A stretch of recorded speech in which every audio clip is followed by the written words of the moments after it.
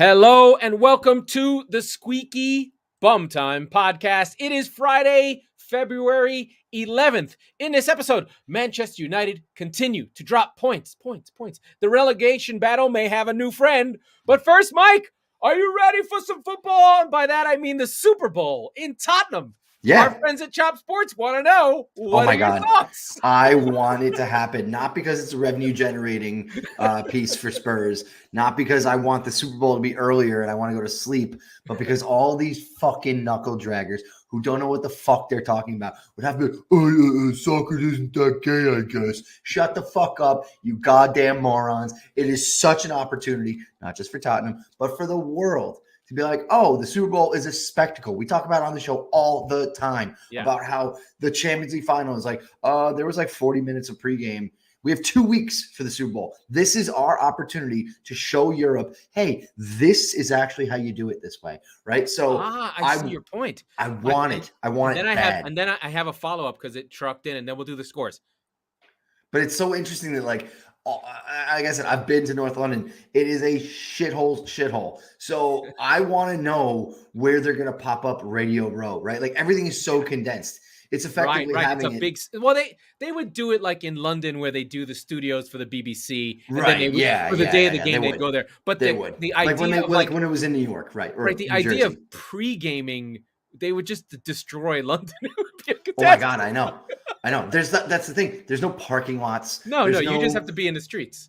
But there's pubs, right? So they would actually, what they might do, which would be awesome, if they took over the number 8, if they took over the Billy Nick and all of these other pubs around the stadium, and they're like, hey, we're going to give you, what do you usually make on a game day? Cool, we'll triple it. We own this pub today. Yeah. Right? Like, now, I do have a question.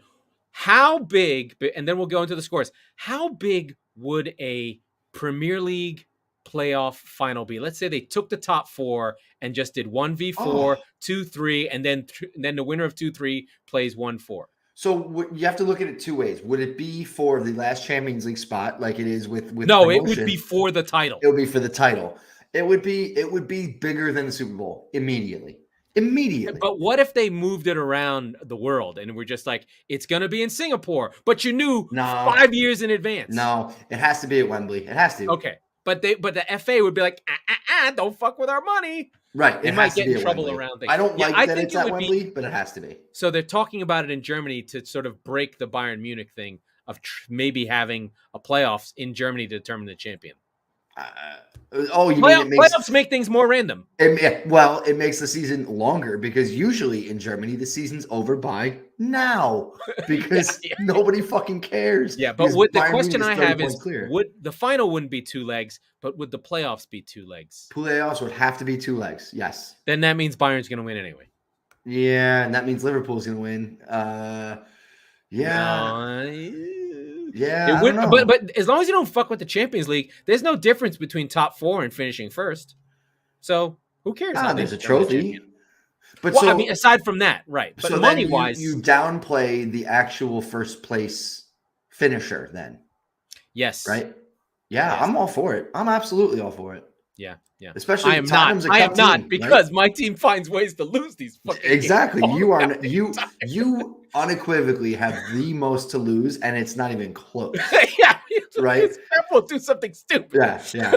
No, it's a great idea. Let's get into the scores, and then we can talk about how I want to kill myself. For you. Okay, let us go through the scores. West Ham scratch and bite and claw their way past Watford 1-0 with my boy and son Bowen scoring the winner. Good for them. Newcastle United welcome their new friends to the relegation fight. Everton, they played well. Kieran Trippier looking like Spurs Kieran Trippier with the free kick. Saint-Maximin bossing it. If I can love Saint-Maximin more, I don't know how I could. Manchester United put up a 2.1 in expected goals to Burnley's 0.6, but draw at Turf Moor. Ooh, the Boo Birds are out. But the Burnleyest Burnley game ever. Yeah, the Burnleyest Burnley game. I do think, and I will talk about it when we get closer into the game. And then Southampton, you can admit it, they fucking killed Spurs in the first half, like scary kill. No. And they win 3-2 on a pretty good and fun game. Norwich winners claw their way forward 1-1 with Zaha scoring an amazing goal and then taking the worst penalty I've ever seen. They should have won their game. That was the first time I've ever watched highlights and Gallagher wasn't in them. City, Cruz, they're at the point of just like, they're so good. They're so boring. They are now in Albert Pujols mode. They win 2-0 versus Brentford. John Stones don't cover. left back. They didn't cover. I thought about it. I didn't bet on them. They were 2.5. I've never seen. I mean, I haven't seen. They were 2.5 goal favorite. Yeah, I haven't seen that since like they played Norwich, and I went. That is brutal. I feel like Aston Villa and Leeds in Gerrard versus Bielsa at Villa Park. It's tied on. It is a tie on expected goals and a tie on the field. 3-3. I think we have an emerging new English hero in Jacob Ramsey. He is incredible. And then Liverpool dispatch of center backless Leicester City 2-0 at home. Jota bosses the game and regular service is resumed. I will add in Chelsea advanced to the final of the Club World Cup. That's where they were. Oh, and Arsenal win 1-0 versus the Kitty Cats of Wolves. I kind of had a feeling either it was going to be 0-0 or Arsenal would win 1-0, but they celebrated a little bit too hard for Wolves' liking. But where do you want to go? You can choose. Well, United, we have to Southampton, start. Or we have to start with Spurs, and I don't want to. And I just that was brutal. Ooh, that one hurt, man. That one hurt. I think there's a case before to you start. Can I go back one step? Yeah. Before you start on the lamenting about Spurs, Southampton are really fucking good. No, they're not. Do this. They're not. They are. They're not. They have games like this where you're just like, where the fuck is this team from? They ran the gamut of everything Southampton are, right? Because in the second minute, Che Adams missed literally from as far away as I am from the fucking camera right now. Yeah. He missed. And he just bonked it off of Lloris's like thigh, right? So Lloris was good. Lloris is always good. He's the only consistent performer, save for injuries, over the last 3 years. Kane has come and gone. Sonny has come and gone. He has always been there when he's been in the lineup, right? So I mean, he was really good. My heart bleeds for him. Thank God he got the World Cup. I have a question. When was the last time Southampton had played? Oh, I don't know. I have no fucking idea. Were they in the FA Cup? Probably not. Yes, they were. Were they? They were. They must have lost. Yeah, I believe that no, I think they lost. Anyway, it doesn't matter. It doesn't matter because they go into Tottenham Hotspur's stadium and future, to be frank, the future host of the Super Bowl, and they so okay. Back it up a couple of weeks. December 28th, they play at St. Mary's, and you guys get the shit kicked out of you and steal a game. No, we drew 1-1. That was the game where they went down to 10 men. I think it was Kyle Walker-Peters actually who got the red card, and then you have the unfortunate Kane offside, which wasn't, and then they held on like grim death and they got a point out of it. Fine. So I really went into this game going, James Ward-Prowse exists, but nobody else on their team is any fucking good. And that was one major miscalculation I made. Yeah, they're better than that. Broha or he's whatever. Good. He's not just good. What is he? He's a Chelsea loanee. And what do Chelsea loanees love? They like to fuck with you. A game against Tottenham.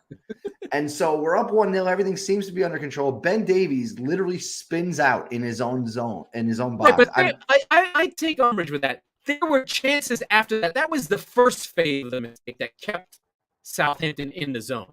Like, there was still chances to get out of that. Okay, but like, sort of. Like, that was like, hey, hoof it up. That was a clearance. Yeah, I understand. But there was a good 10 seconds and you guys were still in position. Sure. And so he fit Broha. It falls to Broha. Really classy finish. Really. And it's 1-1. And I'm like, Chris, who we had on the show, Chris and I were talking about it. He was actually going to the airport, so he was watching the first half in depth. And he goes, this is like playing drunk FIFA, right? Like he was kind of back and forth, post being hit. We never do this, but I'm going to do this because I want to give you a sense of how bad the first half was for you. All right. I have to show you this because it's fucking very intense, okay? So we're sharing the screen. No, sorry, I'm going to share a tab. That'll do better. All right, here we go. Okay, that's a lot of shots and attempts in a row in the first half. So, okay, that's some fucking intense shit. All of that in a row. That's from there down. It's all Southampton. You got the shit kicked out of you for a half. For sure. It was bad. Yeah. So, you know. but it was just an onslaught. Højbjerg was so bad again. He was so bad. Oh my God. He was just giving the ball away left and right. And like, it was in positions where it wasn't an imminent attack. Like if you would have classified this in like fantasy, it's not an error that leads to a shot, but it was like an error that leads to like dangerous possession. Yeah. More time without the ball. Yeah. But like in the early stage of like our half, like that's where the ball was always intercepted. And the problem is that when you're going forward and you're trying to make a pass like that, your players are moving with you. So if you give the ball away in that position, everybody's caught with their pants down. So all right, you ready? Are you ready for this? Yeah. Here's how you know that fucking Højbjerg was bad. He made 35 pass attempts. Only one was progressive. So that means a completed pass that moves the ball forward at least 10 yards from his furthest point in the last 6 passes. So he's not moving the ball forward at all. Right. He has carried the ball, but Winks is the far better midfielder in terms of taking the ball and moving it forward. He couldn't seem to. My thing with Højbjerg is he's clearly better than this. And to me, he's had to play so much that maybe he needs a break. Maybe he needs to rest. I think he's in the Eriksen phase of just like, can I just like not play? Because I'm tired. Because it seems like he was good under Mourinho. He sort of had some good roles. He and Sissoko, when Spurs played well, were the reason they played well. But he can't seem to move the ball forward. He doesn't seem to find anyone. And Spurs weren't really functioning in the midfield. And Romeo, I never get his name. Oriol Romeo, and James Ward-Prowse, who are good midfielders, but not fast. Just fucking dominated the team. And then again, Royal was just. I know Davies made a mistake, but Royal, when there are goals given up, he seems to be within them. If there are hockey assists for errors, he's the fucking Wayne Gretzky of fuck ups. Yeah, he's got a Trent Alexander-Arnold quality to him without the offense, without the quality, right? Yeah, and I mean, he's very upright. He kind of is always standing with his feet together, standing up, and you're like, you got to get low. You got to be side on. You've got to move these guys around. He's a right back. He is not a wing back, and by putting him in that position, by the way, next to Davinson Sanchez, who's no spring chicken either at this point. I'm like, what are you doing here still? Which is weird because there was reports like Conte liked him, and I'm like, stop doing this to me. You put him in that wing back position. He's still 25 years old. But it invites liability, right? Like say, hey, go get further up the field. And like we said, he's not Trent. He's not even Serge Aurier. And then it puts him in a disadvantageous position to defend, which is actually what he's decent at when he's playing a proper right back. Right? Can I talk about the 2 James Ward-Prowse crosses and goals? Yeah. You mean, do you not know that he's out there? Like, what the fuck are you doing? Yeah. He just he did the same play twice in like 5 minutes. Like, what are you doing? So he's there. Stop it. He literally drew comparisons to De Bruyne with those balls, and it makes a lot of sense, and I don't disagree. The difference is that De Bruyne has that freedom and creativity and that space because City has 11 stars. And you're like, I can't cover all of them like this. Yeah. But you fucking can for Southampton. You just get a man on 8. Stop that guy. Like, here's what we're doing. Hey, Højbjerg, just mark him. I don't care where they're going. Yeah. And mark him. Yeah, and so for those who didn't watch the game and didn't see, Spurs go up 1-0, and Southampton tie it on a ping pong ball. Each team has their chances. Spurs probably should have been 2-1 up. Spurs go up 2-1, and you think they've got this. You do, because it's a great ball. Speed down the wing. Lucas puts it into the box. Sonny really with good goal. Really good sliding finish. All of it was good. Fantastic. Yeah, And it was at that moment, and we were talking during the game where I was like, I just missed Sonny. I know I say some mean things about him sometimes, but God damn it. When he gets on the end of one of those, you're like, oh, it's in. Like, no problem. But then you see the angle of his foot. I mean, he made it into like the face of a golf club. It was just fantastic. And he actually kicks it across his body into the side netting on the far side. I know, really fantastic finish. And then you go, all right, like, let's go. We're okay here. And then for whatever reason, changes come on. So Kulusevski comes on from Mora. Makes sense, right? And then they take off Højbjerg for Bentancur. So I mean, hey, new guy, go follow number 8. I know you don't really know who he is, but just trust me on this one. Follow number 8. I don't know if it was that was the exact change, but he came on shortly thereafter, and it just didn't work, man. Yeah, just I don't know. It's the Ward-Prowse thing of just like, come on, man. It's the 4-2-2-2-2-2. It's Hasenhüttl's playing basically Rangnick style. Hasenhüttl was hired by Rangnick at Red Bull and Salzburg. So these are this is the same style that people are saying, Man United can't play this. But I give this credit to our friends at Southampton. They play as a team. They play as a unit. Salisu is fucking incredible. And if he doesn't get bought this year, he's going to get bought next year. He's 22. He's the Rock. Southampton will do it again. He'll probably go to Liverpool to replace Van Dijk when he's 27. And then we'll be like, but still, just an incredible team. We'll play as a unit. Fraser Foster being back in the side is amazing because he made a couple of really nice saves. Under the Pochettino era, he was the goalkeeper who was fucking killer. And then he sort of went into the wilderness when everyone thought, hey, everyone has to play out from the back. But your 6'8" goalkeeper who's built like a brick shithouse is not exactly game for that. Right. But I've always liked him. I always thought that he was a really good goalkeeper. And I just liked the size of him. I was like, I'm not fucking with that guy. My team is all of a sudden tougher. Mm-hmm. I do. I mean, we've talked about Southampton in the past where they do fade down the stretch, but somebody had this team at 12th in their preseason rankings.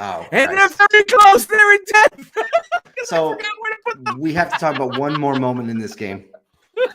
One more moment, and I promise we'll move on. And I've got Arsenal nearly in 5th, so I am doing well. right after they make it 3-2 in the 82nd minute, and you're just sitting there, you're like, did that really just fucking happen? I forgot about the great and powerful. Steven Bergwijn fashions his cape, and he gets on out there. What minute was this in? This was in the 83rd. Really, literally, as soon as the ball goes in, Conte goes, Bergwijn, get your fucking ass up. Yeah. He takes Reguilon off. And in the 93rd minute, had a chance early in the game. He did. No, that's what I mean. Foster made a couple of good saves. In the 93rd minute, there were 6 extra minutes, just like at Leicester. So there's a chance for heroism here. You're literally saying there's no fucking way they'll do this again. That ended up being true. Steven Bergwijn is a pinball in the box. It falls right to him, bangs it home, and good finish. Opposite foot inside of the Yeah, he's now like that. I said it at the time. Leicester, that game changed his career. Like you could see, he's like, no problem. Get the ball. Let's fucking go do it again. Like he was ready. And it doesn't go, the flag does not go up for offsides, which made it worse because they go to VAR and he's clearly offside. But there was a moment where I was like, we're going to win this fucking game. And like if they had just gone, yep, hold on, everybody stop. Everybody stop. It's offside. No, although he was offside though. I know, so I don't but the care. big news is they're actually getting near my dream of automated electronic offside that takes 3 seconds. That'll be okay for the World Cup, maybe. That would be really, really fantastic. Because then it's just like, oh, done. Because the pausing and the waiting is the brutal part. Even though I hate VAR. I want no VAR. I'd rather have none. By the way. Just my thing. Oh, I know. Let's go into another friend in the top 4. So clearly, your team doesn't want to be in the top 4. The other team that thinks they're in the top 4 doesn't want to be in the top 4 either, and that's Manchester United, who draw 1-1 with Burnley. Everyone hates Burnley. You can't like them. They're fucking evil. They're an annoying thing. In the first half, Manchester United completely, utterly, totally dominate Burnley. They have 10 shots on goal in the first half alone. Burnley have none. And in the second half, Mr. Dyche does get his. Is Burnley the worst team in the league? They're the oldest team in the league. Yes, but I don't think they're going to go down. Why? Dyche. No, they are. Look, Dyche lays the fucking wood on them. They come out and they play really good stuff. What's his name? Wygo, their new player, turns it on in the second half. He's 6'7". He's got twinkle toes, and they get the assist to Jay Rodriguez. They get their goal, and Pogba scored early. I missed the first half goal by Pogba. Here's why they're going down. And again, I've always been the guy. Well, they have games at hand, and listen, they're performing. They've gotten draws. This point is valuable. The other point was not. But it's not, because you're not going to catch Newcastle. You might catch Everton at this point, but you're not going to catch Newcastle. They're getting it figured out, and their new signings are making the difference. And again, like we always say, 2 wins makes a huge difference in this race, right? Look at Newcastle's last 2 were victories. They've gotten points from the last 4. Norwich gotten points from the last 3, including 2 of those being wins. Watford struggling, and Burnley is keeping their heads above water. I guess your point is they're not better than 3 teams. Right. They all could play better. But they're not better than the 3 of them. And that I really think at this stage, I don't see them. Look, they haven't done enough with their games at hand because the paradigm has changed, right? Like Newcastle and Norwich went, no, here's where the bar is now. And Burnley are like, oh, fuck, we weren't ready for that. So like they still have the 2 games at hand. They could still win both of them. They won't. But like they can no longer play Burnley draws, and that keeps us afloat because the game has changed to the point where Newcastle are playing to stay in the league. Burnley are playing to not go down, right? Like there's the difference. And I think that, unfortunately, in this race, I think we're going to finally say goodbye to Sean Dyche and Burnley. But we'll see. Yeah, it's going to take. I'm just scrolling back the last 5-6 seasons. You got to have at least 9 wins. Where are they finding 8 more wins? 8 more wins. That's a fuck ton. No, they don't need 8 more wins, but they need like 5. At least. That's what I mean. They need 5 more wins, right? That's 15 points. That gets them to 29 points, and it's pretty close. Not enough. I don't think it'll be enough, but it'll get them close if they win 5 more games, which I don't know. I don't see. It might be one of these seasons where you need, what's the number? 36, 35? To stay up or to just to stay up. Yeah, 35. So they'll need. It's not going to be 40. It hasn't 7 been 40 7 more wins, not 8. So yeah. I mean, that's. Is it mathematically doable? Of course, but I don't see them. Those 11 draws are. They're no longer competing against themselves with the games in hand, because now they're genuinely competing against 3 other teams, and I just don't see them beating all those guys out. And, unless Everton. Unless Everton craters. You're right. We are seeing, by the way, someone usually collapses, and we are seeing our beloved Brentford really starting to have a hard time. Yeah. They are winless in their last 1, 2, 3, 4, 5, 6 games. They've dropped 6 in a row. Yeah. And 9 of their last 11. Now, hold on. Let's stop on Brentford for a second.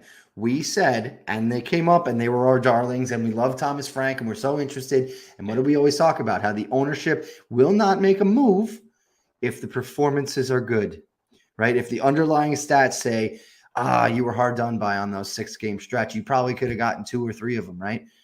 I don't see a lot of that from Brentford, really. Well, I will say they had an XG of 1.3 and lost Wolves, and Wolves only had a 0.2. They had an XG against City of 2.2, and City against Manchester City? Against United, excuse me. Oh, yeah, United, they should have won. They got destroyed by Liverpool. That's fine. That's expected. They lost to Southampton. So one of these 5 that they lost in a row, they could have won. They probably should have at least drawn, maybe won one of them. But right, and they're not in danger. No, right? No, not yet. Not yet. They're getting there. They're not in danger. And so I wonder if there's rumblings, right? Because you've seen the Everton question looms. Are Everton really that bad? Or better yet, is Frank Lampard actually a good coach? Because the question I have for Everton, and I don't know, I need to learn more about Evertonians, is how Michael Keane still plays is beyond me. He's awful. He's like a shit Harry Maguire, and Harry Maguire's shit. And they signed players as much as we love Dele, as much as we love Van der Beek, and we love these are players. reclamation They're projects. Theoretical, right? And they're not defenders, right? Oh, I mean, whereas you see Newcastle, you can see Trippier and Target have already changed Newcastle, right? Already. They are already looking better, and that's before Dan Burn has even gotten into the center of defense. So I feel good about where Newcastle is, and they have a talisman. I mean, say Maximin is just a guy, you can hoof it to him, and he'll steal 2 games a month. I mean, that's a lot. He only needs to steal 1 at this point, realistically. So I wonder if it is a battle. If Everton can kind of take their place, but Burnley, the only thing they've still got going for them too, and is in a draw, they have the goal difference, right, by a lot. So if they can get close, that's literally worth 1 extra point. The thing is, the only teams that they're better than, surely, they're better than Watford and Norwich, but they have to catch them. Probably. They have to beat them, though. They don't have to, like, they have to. Did they have both of them on the schedule still? I don't know. I have to look. Let me look at their schedule. I don't. No, that's tough. Liverpool, Brighton, Tottenham, Palace away, Leicester, Chelsea, Brentford, Southampton, Man City. Where are the wins? Where are the wins? There's not a point in that stretch. Yeah, they needed that. I mean, they'll steal a point from Spurs because I hate myself, and maybe they'll beat Leicester. But God, they're gonna get. They got Norwich. Like, what do we say? They need to get the 6 wins. They've got to beat Norwich. They've got to get a point versus Brighton. That last game of the season will probably be. Oh, I hope that's a good game. Like a massive, massive game. Well, they still have Norwich. They still have Wolves. They still have Newcastle. Basically, those are must wins. All of them. This is looking really bad. Now I know why their goal difference is what it is. They hadn't played Liverpool twice. They hadn't played Chelsea, City, like they're gonna get. You know what? Wait, okay, where are they now? They're at -11 on April 2nd, which is the last game of that stretch that I just said. They're gonna be -25. Easy. Oh, there's 2 games they have to make up. They have to make up Villa and Everton. That Everton game. No, the Tottenham game was a makeup. Yeah, but I'm saying on the schedule here, I haven't seen a replication of match week 19 or 18 or 19. Okay, so they do have to make up. They have to make up Villa away and home versus Everton.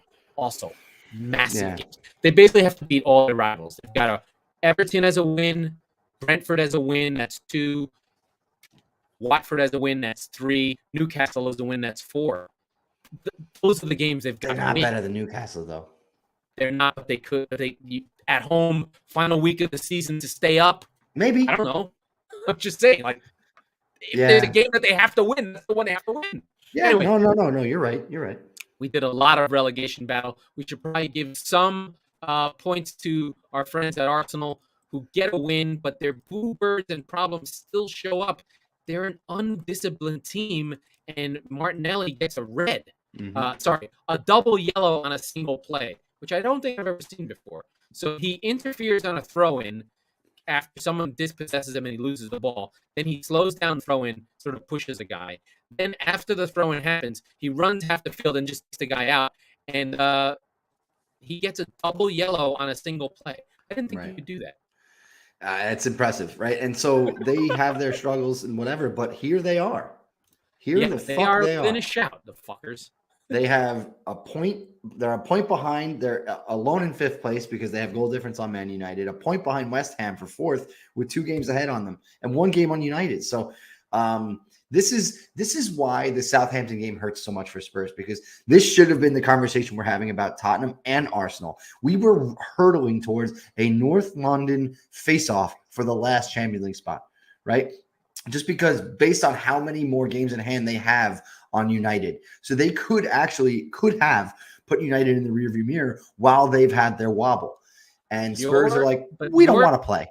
Yeah, your team's underlying quality is better, although Arsenal's is still got the stink of those early defeats that really damaged their goal difference. You guys are equal on losses. They have one more win out of their extra game in hand. So they're actually quite close to each other. Defense is close. Your scoring woes early are showing up in goal difference. But you've improved. Spurs have improved over the break, and you'd assume that they would get better. But like I said with Arsenal, they are the youngest team in the league and have the most room for growth. And they got rid of their oldest players. So they're actually even younger now. They really have the lowest amount of age in the league. And you do have a concern up front. It's really going to be Lacazette and Nketiah all the time. I don't know. I do fundamentally think that the loss of Aubameyang is not a loss. I think it's more he checked out on that team a long time ago. He's not. I wouldn't say he's like an Antonio Brown level asshole, but like he's an asshole, and his virus was going through the changing room, and he was to the point like, yeah, I know that Arteta said you have to do that, but you don't have to do that shit. Like that's kind of the attitude that you can't have with young, hungry players. That is literally career cancer to these kids because you see these guys chomping at the bit, doing anything they can to get minutes and to play for the shirt and all that. And Aubameyang wasn't doing any of that. He was sitting there making high wages, walking in the door whenever literally he wanted and playing. And so to get rid of him is a win. Yeah.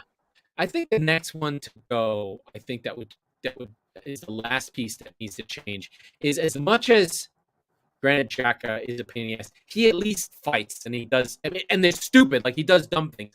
But I think the last piece to move to kick them on is a replacement for Xhaka because he still holds them back. I've always liked Lacazette. I tend to like him. I'm sure Arsenal fans don't like him, but when I watch him, he's active. He drops deep. He's trying to link things. He talks to players. He wants to take penalties. So maybe he's not the greatest goal scorer. Like he's at a per 90 of 0.26, which is really bad for a goal scorer. You kind of want to be, the really good ones are at 0.4, 0.5. Though like that, a goal every other game is really, really good. But overall, as a leader on the team, I like Lacazette leading the line, especially with Saka and Smith Rowe, or whoever those young legs that are running. They run off him all the time. Right. So I like where Arsenal are. I like where my bets are.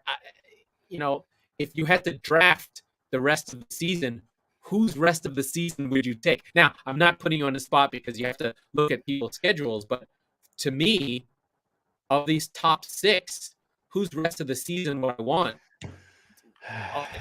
Arsenal's probably have the most upside. Honestly. Spurs have the extra game in hand, but I mean, yeah. And Arsenal's not in any of the cups, which helps. Yep, they got nothing. What I'll say is though, Arsenal's games in hand are against Liverpool and Chelsea. They'll lose them. So they're not good enough. They're not good enough. So it's almost the top three are so much better than everyone else. They're not really but like but when you look at the table, the matches played sticks out to you. And Arsenal, you would think, are in an advantageous position because they have 2 games in hand on West Ham and just a point behind, like I mentioned, but not really, right? Like they're playing games, and if City wobbles, this is like Liverpool and Chelsea. Like those games are going to come in that like wobble area if it comes. But like my point is that the league won't be mathematically over yet when those games are played. No. I think I actually got scared. So we can go into Liverpool just beating Leicester, no problem, easy peasy, lemon squeezy. Oh, shocking! Leicester gave up a goal on a set piece. They never do that. They actually have given up 13 goals on set pieces. To put that into context, Arsenal have given up 25 goals all season. Yeah. That's just crazy. Yeah. 10 on corners, which is just an incredible number. And I understand Rodgers being like, fuck it, let's just not play any center backs. We're giving up goals anyway. At least Soyuncu won't be running around with his head chopped off and his samurai piece on. But Liverpool are scaring me now because they got their good lineups in. Well, they got through it. They got through it, but now they're adding. And like they've got the horses, man. They've got like they do. Thiago is back. and their young midfielders are all coming through. You could see the path forward. Now they've got Jota. Now they've got more depth on the wing. They can slowly start to ease Mane out because he's probably been playing too much. I would assume that it'll be Jota, Diaz, Salah, Firmino, and Mane will get cleared out, and they'll have that change in the front that they've been dying for basically 2 years. This is a tough stretch for City too. I'm not worried about City. No. Well, going through, like I said, the early April, you don't have much of a challenge in the Champions League, which is fine. But you've got Spurs, which is an El Dushiko, which is never fun for you guys. Everton should be an easy one. You've got United, Palace away, and then your beloved Brighton, all waiting for that. You know what? April Palace 9th away showdown. and Brighton are fucking tough. That's what I'm saying. Yeah, those are real games. And then April 9th, if you wobble, here comes Liverpool into the Etihad. So that's your season. City have got to have a 9-point lead going into that game.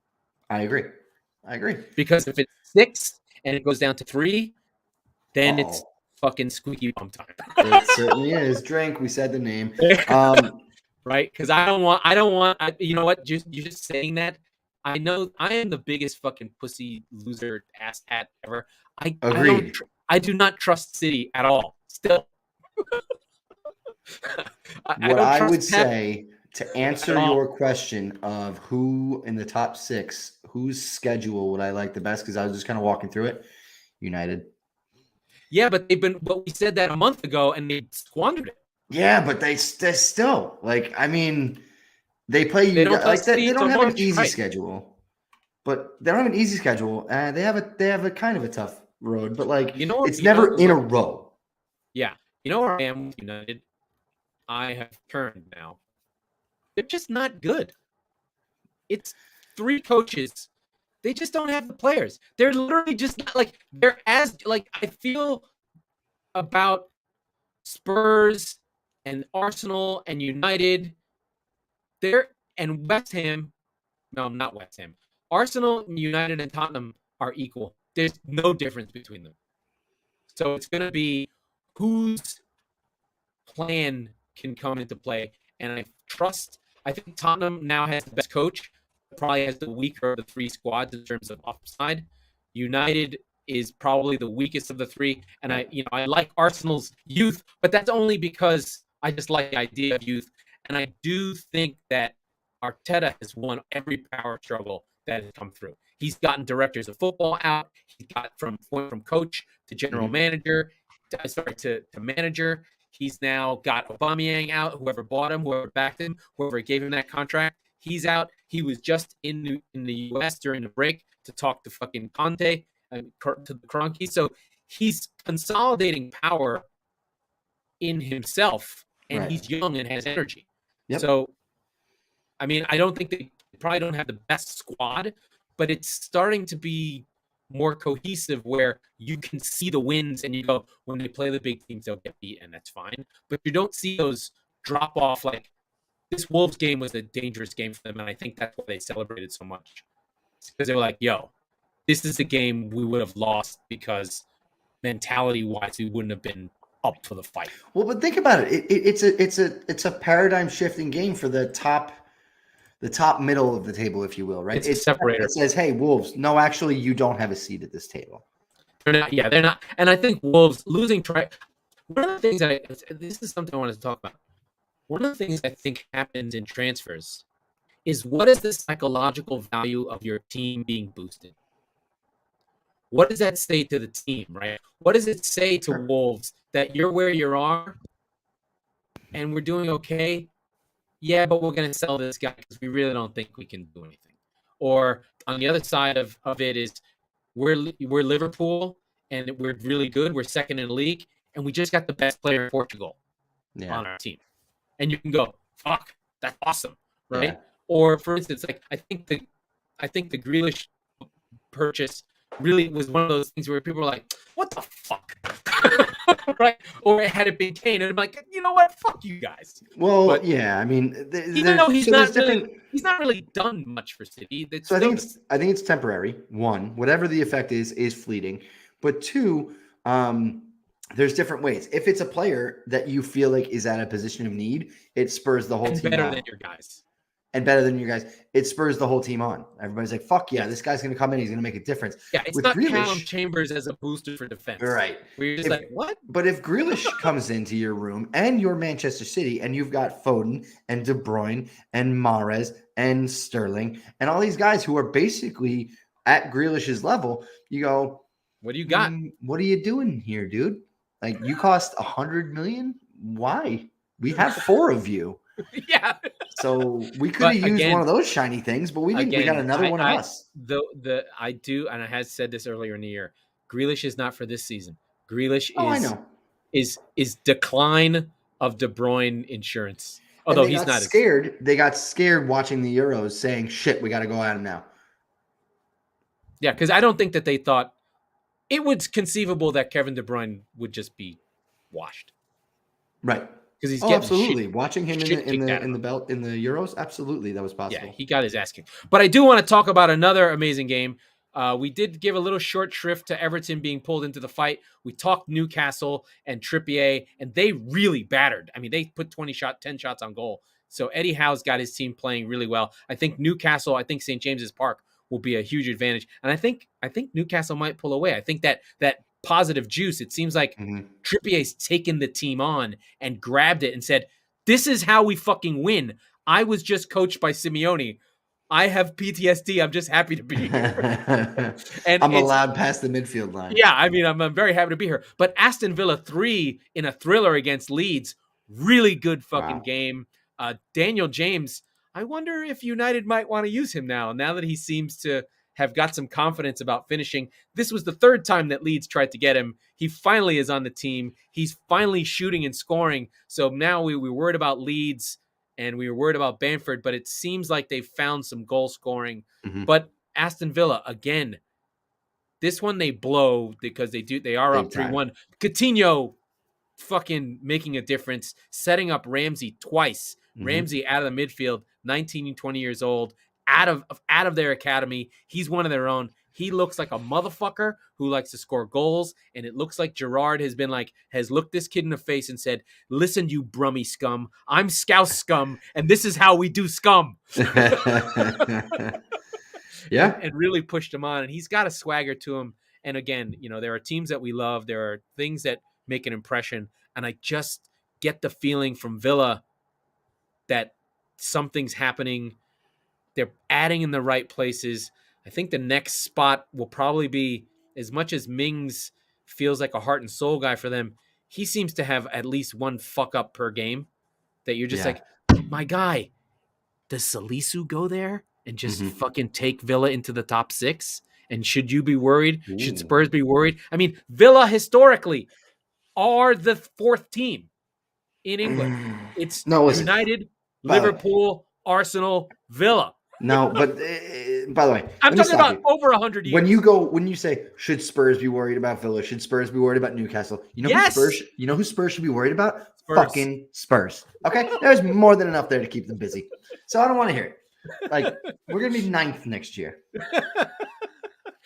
Listen, it could happen. It could happen very easily. There is not a Kane succession plan. Let's just put it that way. Yeah. Anyway, but I really like this game. It was really enjoyable. We know how Leeds are going to play. This was up and down. If you look at the shot chart back and forth, it's literally back and forth. Yeah. So it's an amazing game, worth watching. I really just love fucking Gerrard's Villa. Just playing really well. Daniel James, 3 shots on target, 2 goals, less reliance on Raphael, but still no moves for Leeds. They're going to hang on and let Daniel James carry them to the line. They won't go down. I'm still curious about what Aston Villa are going to do around Ollie Watkins and Danny Ings. It appears they can't play together. It doesn't seem to work when they do. So that'll be someone who has to move on. Does Watkins leave? Maybe it's Watkins to sort of fund all this. He's a runner. He's not a great finisher. He's in the Danny Welbeck mode of badasses. He's a better finisher than Danny Welbeck, but you know what Danny Welbeck theoretically is. I mean, I like him for any team. Like Spurs would be good with him. He's got that Englishness. He's got that fight. But do they move Ings? Would you want Ings at Spurs at this point? No. No, he's made a class. He's a guy that if you can do 15 minutes when you're down kind of guy, he's still an incredible finisher. Yeah. He has all the shots, right? He's got the spin. He's got the overheads. He's got the tight space. He's got the movement. He just can't stay on the field, and it's a problem. So let's go to Saturday's games real quick. There's not a whole lot there. There's two for me. If I look at them quickly, it's the early game on Saturday, United and Southampton. Can Southampton keep it rolling? United have a wobble. They're very suspect right now. They're so up and down, Southampton. I want to say Southampton. I mean, away makes it tough, but they just went to Spurs. I don't trust them to put in 2 performances in a row. In 3-4 days. No, I agree. And it's Southampton and Spurs and United are the quality is different. There's a gap there, obviously, but they're very up and down. They're very unreliable, right? Like after really a shit kicking of Brighton in the FA Cup, I was like, you guys were really good. Spurs are going to take it to Southampton. They're going to beat them by multiple goals. I took them -1, and they're going to kick on in this top 4 race. And then here we are. So what do you think the line is for Southampton? For Southampton against United? Yeah. Money line, I would say they are probably plus 250 or so. I'm going to look plus right now. 460. 460. Yeah, no, that makes sense. That's a lot. Okay. It is a lot. It's a lot of cheddar.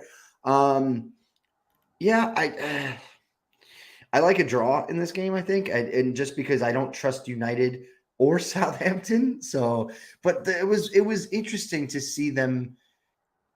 And I think I heard either it was Hasenhüttl or something along those lines. Like we took advantage of Spurs when they were ahead because we knew that they would play passive from a leading position. So I don't know that that'll be the case with United. I don't know if they'll be ahead late in the game. There's so much. The thing is, it'll be a meeting of minds.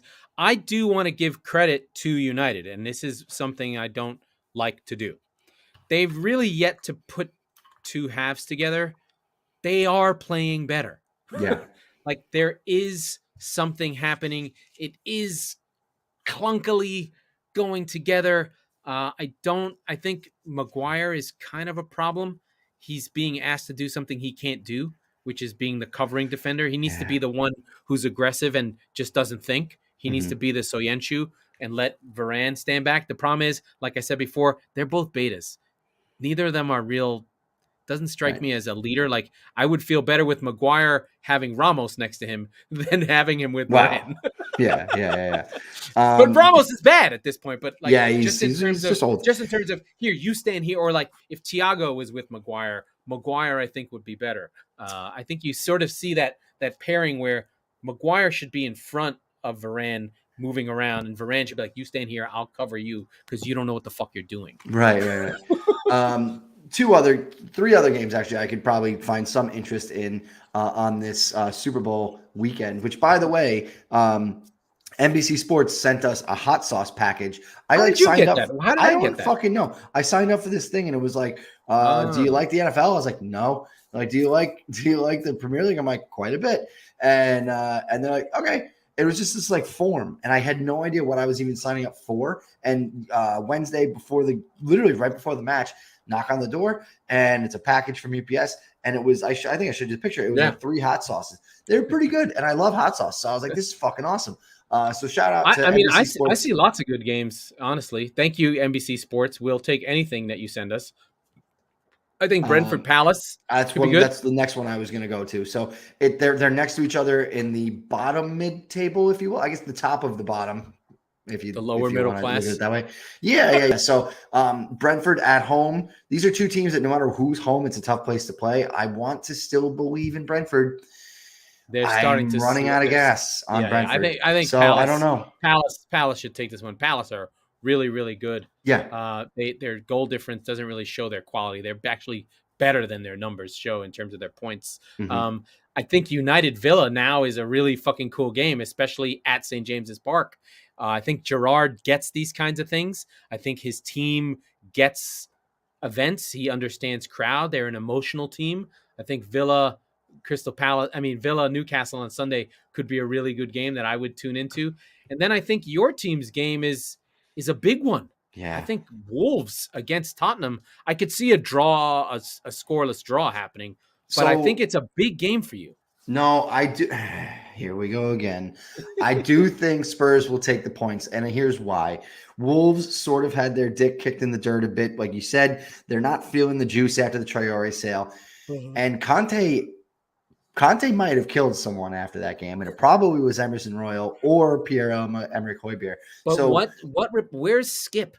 I thought you guys were better with Skip. They rotated him out. I don't know exactly why. Did he hurt? No, I think he played in the FA Cup game. Have we seen Winks skip? Yeah, we have. And it's serviceable for sure. But I think that was the changing of the guard the other day where it's like, all right, we can't do this shit anymore. I think you'll see Doherty in the right wing back position. Yeah, I certainly hope so. By the way, it's an old game for him. It's his old club. It's one of those games. Yeah, he'll be charged up for that. And then I think that leading the line, I think that Sonny, Kane, and Lucas have looked great, frankly, which is kind of weird to say. Good group. So I think that this could be a multiple goal victory for Spurs, not because they're all that great, because there's really not much to write home about with Wolves at the moment. I know that they've got a strong defense, but I think that they're just kind of in between like modes right now. So there he goes again. Maybe we'll see Kulusevski and Betancourt just take those roles and just be like. I don't think Kulusevski is going to walk into the team. I think Betancourt could right now. But I think Kulusevski is in a perfect spot. And I didn't think someone off the bench. I didn't think we'd need Dyer badly, but he's going to have to take one of the left or right back. He's got to take one of them. Yeah, I mean, I think Romero has been good, right? Like Romero has been good. It's just, but he's not a great defender. He needs to be in the middle.